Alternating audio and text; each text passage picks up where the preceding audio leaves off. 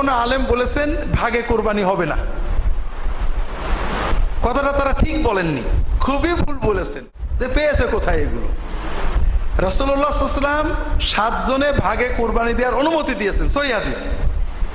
এখন তারা বলেন যে উনি যেহেতু সফরের ভিতরে কোরবানি দিয়েছেন ভাগে, অনুমতিটা সফরে দিয়েছেন, কাজেই নিজের বাড়িতে থাকা অবস্থায় হবে না।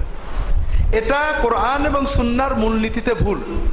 রাসূলুল্লাহ সাল্লাল্লাহু আলাইহি ওয়াসাল্লাম যদি কোনো অনুমতি দেন আর দেওয়ার সময় ফিক্স না করে দেন, বলেন যদি যে হ্যাঁ সফরে অন্য সময় না, তাহলে ভিন্ন।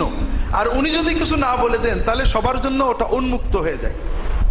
এজন্য ভাগে কুরবানি দেওয়ার ব্যাপারটা সহিহ হাদিসে আসছে এবং বাড়িতে সফরে মুকিম অবস্থায় সকল অবস্থায় কুরবানি ভাগে দেওয়ার বৈধতার ব্যাপারে শাফেঈ, হাম্বলি, মালিকি, হানাফি ফুকাহাদের ইজমা আছে।